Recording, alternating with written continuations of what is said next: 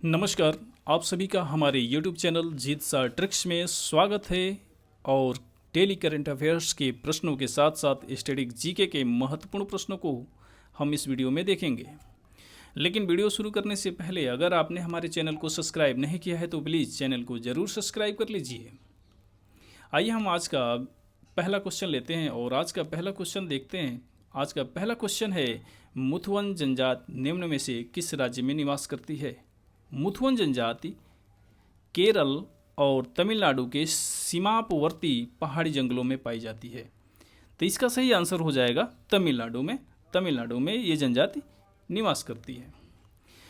अब मुथुवन जनजाति जो है, इसका व्यवसाय क्या है? तो इसका व्यवसाय कृषि है।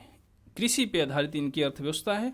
और अगली बात, इनके मुखिया जो होते हैं, इनके गांव के मुखिया को कोनी कहा जाता है। इनके गांव के मुखिया को कोनी कहा जाता है तथा इनके शासन प्रणाली को कोनी प्रणाली भी कहा जाता है। इसे भी याद रखिएगा। अब मुथुवन जनजाति चर्चा में क्यों है? क्योंकि तमिलनाडु सरकार के द्वारा प्रोजेक्ट नीलगिरी तहर चलाया जा रहा है। ये जो नीलगिरी तहर है, यह एक बकरी और भेड़ की परिवार की नस्ल होती है जो संकटग्रस्त है। उसको बचाने के लिए प्रोजेक्ट नीलगिरी तहर तमिलनाडु सरकार के द्वारा चलाया जा रहा है। उस प्रोजेक्ट में मुथुवन जनजाति को भी शामिल किया गया है, इसलिए मुथुवन जनजाति आजकल चर्चा में है। तमिलनाडु की कुछ प्रमुख अन्य जनजातियों को भी हम देख लेते हैं। तमिलनाडु की कुछ अन्य जनजातियां जैसे इरुला है, कुरुम्बा है, टोडा, पलियन, नरिकोरवन, बडंगा आदि ये तमिलनाडु की कुछ अन्य जनजातियां हैं। गुजरात की अगर जनजातियों की बात करें तो इस जिसमें भील, बंजारा, कोली, पटेलिया और डाफर आ जाते हैं। जबकि नागालैंड में नागा है, अंगामी है और मिकिर आते हैं नागालैंड की जनजातियों में प्रमुख रूप से। और राजस्थान में याद रखिएगा सहरिया, सांसी और गरासिया बार बार परीक्षाओं में पूछे जाते हैं। अगला क्वेश्चन देखते हैं, सप्तकोशी उच्च बांध किस नदी पे बनाया गया है? सप्तकोशी उच्च बांध किस नदी पे? तो यह कोसी नदी पे बनाया गया है। इसे याद रखिएगा, कोसी नदी पे बनाया गया है। कोसी नदी भारत और नेपाल के बीच में बहती है। भारत और नेपाल के बीच में बहती है और नेपाल में ही कोसी नदी को सप्तकोशी कहा जाता है। सप्तकोशी कहा जाता है, याद रखिएगा। भारत में इसे बिहार का शोक कहा जाता है।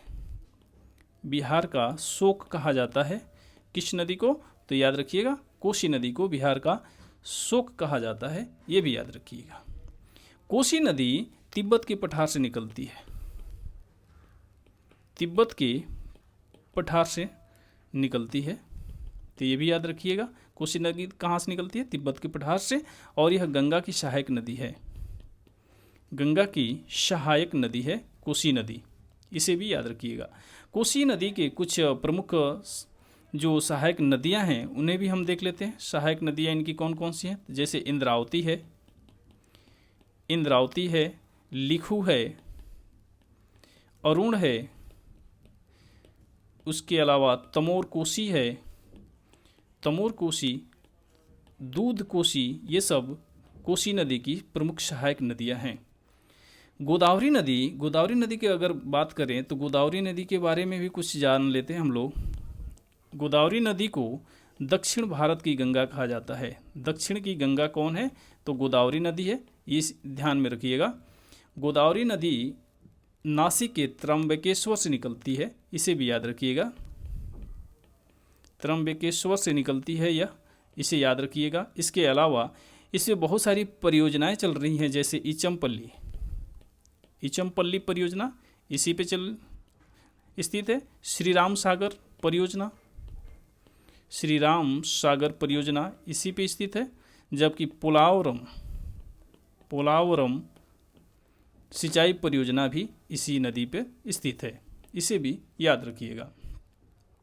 इसके अलावा जो कृष्णा नदी है, कृष्णा नदी भी दक्षिण की ही एक प्रमुख नदी है। दक्षिण भारत की एक प्रमुख नदी है कृष्णा नदी, इसे भी याद रखिएगा। और कृष्णा नदी जो है नासिक के महाबलेश्वर के समीप पश्चिमी घाट से निकलती है, तो महाबलेश्वर को याद रखिएगा। महाबलेश्वर से निकलती है कौन सी नदी? तो ये कृष्णा नदी है, इसे भी याद रखिएगा। नर्मदा नदी के बारे में अगर बात करें, नर्मदा नदी अमरकंटक से निकलती है। अमरकंटक से निकलती है और नर्मदा नदी पर ही सरदार सरदार सरोवर बांध स्थित है, जो एक गुरुत्वीय बांध है। गुरुत्वीय बांध है। गुरुत्वीय बांध किसे कहेंगे? तो ऐसे बांध जो पत्थर और कंकड़ से बनाए जाते हैं उनको कहा जाता है गुरुत्वीय बांध। तो यह एक गुरुत्वीय बांध है सरदार सरोवर। नर्मदा नदी के बारे में एक तथ्य और याद रखिएगा, यह पश्चिम से प्रवाहित होने वाली नदी है, तो ये पश्चिम से पूरब की ओर बहती है, इसे भी याद रखिएगा। अगला क्वेश्चन है, न्यूजीलैंड के नए प्रधानमंत्री कौन है? तो न्यूजीलैंड के नए प्रधानमंत्री क्रिस्टोफर लक्सन है। न्यूजीलैंड के नए प्रधानमंत्री कौन है? तो क्रिस्टोफर लक्सन है। न्यूजीलैंड के बारे में कुछ तथ्य, इसकी राजधानी वेलिंगटन है। वेलिंगटन याद रखिएगा। इसकी मुद्रा जो है डॉलर है, न्यूजीलैंड डॉलर है, इसे भी याद रखिएगा। यहाँ पे एक जनजाति निवास करती है, माओरी जनजाति कहाँ पे निवास करती है? तो न्यूजीलैंड में ही निवास करती है।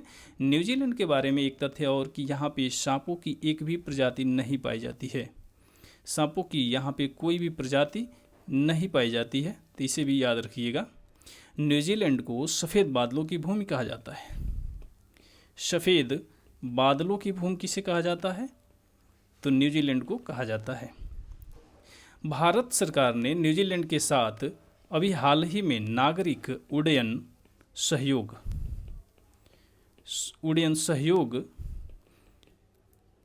को मजबूत करने के लिए समझौता ज्ञापन पर हस्ताक्षर किया है, इसे भी आप याद रख सकते हैं। जस्टिन ट्रूडो कनाडा के हैं।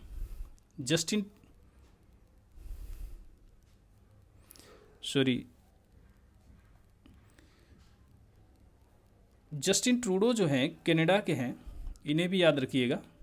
जबकि बेंजामिन नेतान्याहू जो हैं इजराइल के हैं और मोहम्मद सातेह को भी याद रखिएगा, ये फ़िलिस्तीन के प्रधानमंत्री हैं। फ़िलिस्तीन के प्रधानमंत्री मोहम्मद सातेह हैं, इन्हें भी याद रखिएगा। G20 2023 महिला सशक्तिकरण पर मंत्री स्तरीय बैठक कहाँ हुई? तो याद रखिएगा, ये गांधीनगर में हुई थी, गुजरात के गांधीनगर में हुई थी। वाराणसी में अगर बात करें G20 की युवा 20 की बैठक हुई वाराणसी में। आर्थिक सामाजिक जो बैठक हुई G20 की, वो भी वाराणसी में ही हुई। और इसके अलावा संस्कृति मंत्रियों की बैठक भी वाराणसी में ही हुई। संस्कृति मंत्रियों की बैठक कहाँ पे हुई? ये भी वाराणसी में, तो इसको भी याद रखिए। पुणे में क्या हुआ? तो पुणे में शिक्षा मंत्रियों की बैठक हुई। G20 शिक्षा मंत्रियों की बैठक कहाँ पे हुई? तो पुणे में हुई। जबकि नई दिल्ली की अगर बात करें तो नई दिल्ली में जो G20 शेरपा की चौथी मीटिंग हुई, चौथी बैठक कहाँ पे हुई? तो ये नई दिल्ली को याद रखिएगा। G20 के बारे में कुछ तथ्य और जान लेते हैं। इसकी स्थापना 26 सितंबर 1999 को की गई थी और इसका मुख्यालय ब्रुसेल्स में बेल्जियम में स्थित है। और इसके टोटल 21 सदस्य हैं। 21वां जो सदस्य है अभी हाल ही में 2023 में अफ्रीकन यूनियन बना है, इसे भी याद रखिएगा। जो 18वां शिखर सम्मेलन हुआ 2023 का, वो भारत में हुआ और जिसका मोटो था या विषय था वसुधम कुटुम्बकम, याद रखिएगा। One earth, one family, one future, इसे भी याद रखिएगा। जो 2024 का 19वां बैठक होगा वो ब्राज़ील में होगा, रियो डी जेनेरियो में।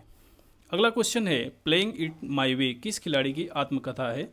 तो इसे याद रखिएगा। प्लेइंग इट माई वे किसकी आत्मकथा है? तो ये सचिन तेंदुलकर की है। मिल्खा सिंह की जो आत्मकथा है उसका नाम है the race of my life, इसे भी याद रख सकते हैं। जबकि MC मैरी कॉम की जो आत्मकथा है उसका नाम है अनब्रेकेबल। और कपिल देव की जो आत्मकथा है उसका नाम है स्ट्रेट फ्रॉम माई हार्ट। कुछ अन्य खिलाड़ियों के भी ऑटोबायोग्राफी को हम देख लेते हैं, जैसे a shot of history Abhinav Bindra की है, a century is not enough Sourav Ganguly की, सनी डेज सुनील गावस्कर की है, 281 एंड बियॉन्ड BVS लक्ष्मण की है, वाइड एंगल अनिल कुंबले की, playing to win Saina Nehwal की है, शटर फ्लिक पुलेला गोपीचंद की, नो स्पिन सेनवन की ऑटोबायोग्राफी है। अगला क्वेश्चन है, हॉर्नबिल महोत्सव किस राज्य या केंद्र शासित राज्य में मनाया जाता है? तो याद रखिएगा, हॉर्नबिल कहाँ पे किस राज्य में मनाया जाता है? तो नागालैंड में मनाया जाता है। नागालैंड में हॉर्नबिल महोत्सव मनाया जाता है। जबकि गोवा में अगर बात करें तो गोवा में चिखल कालो उत्सव मनाया जाता है। गोवा में चिखल कालो उत्सव मनाया जाता है। जम्मू कश्मीर में लेवेंडर मनाया जाता है, लेवेंडर उत्सव मनाया जाता है जम्मू कश्मीर में। और सिक्किम की अगर बात करें तो सिक्किम में भूमचू महोत्सव मनाया जाता है, भूमचू महोत्सव मनाया जाता है सिक्किम में।